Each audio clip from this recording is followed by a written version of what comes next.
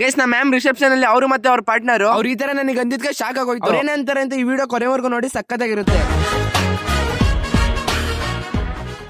Guys ಇವತ್ತು ನಮ್ಮ ಕಾಲೇಜಲ್ಲಿ ಬೆಳಗಿನ ಸಾಯಂಕಾಲ ತಕ್ಕ ಕೂತಿ ಕ್ಲಾಸ್ ಎಲ್ಲ ಮುಗಿಸ್ಕೊಂಡೆ ಆಮೇಲೆ ಹಾಸ್ಟೆಲಿಗೆ ಬಂದೆ. ಆಮೇಲೆ ಹಾಸ್ಟೆಲಿಗೆ ಬಂದನು ಹಿಂಗಿದ್ದಾನು ಈ ತರ ರೆಡಿ ಆದೆ. ಏನೋ ಆಗಿದೆ. ಎಲ್ರೂ 10 ಸೆಕೆಂಡ್ ಮೌನಾಚರಣೆ ಮಾಡೋಣ. चीटिंग करता है तू. ಆಮೇಲೆ ಅಲ್ಲಿಂದ ಶಂಪುರಕ್ಕೆ ಬಂದೆ. ಅಲ್ಲಿಂದ ರ್ಯಾಪಿಡೋ ಬುಕ್ ಮಾಡ್ಕೊಂಡು ಸೀದಾ ನಮ್ಮ ಕಾಲೇಜ್ ಹತ್ರಕ್ಕೆ ಬಂದೆ.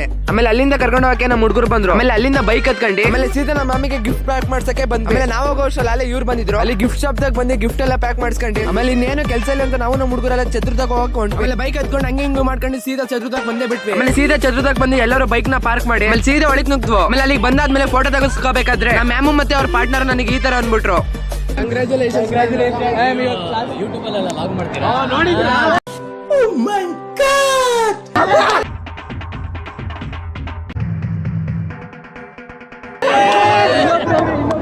ಬ್ರೋ ಏನ್ ಸಪೋರ್ಟ್ ಮಾಡಿ ಅಂತ ಹೇಳ್ಬಿಡು ವ್ಯೂವರ್ಸ್ಗೆ. ಖಂಡಿತ ಸಪೋರ್ಟ್ ಮಾಡಿ ಎಲ್ಲರೂ.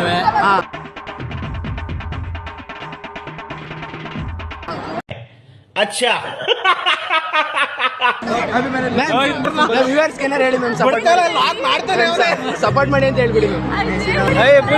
ಸಬ್ಸ್ಕ್ರೈಬ್ ಮಾಡಿ, ನಮ್ಮ ಸ್ಟೂಡೆಂಟ್ ನ ಸಪೋರ್ಟ್ ಮಾಡಿ. Thank you.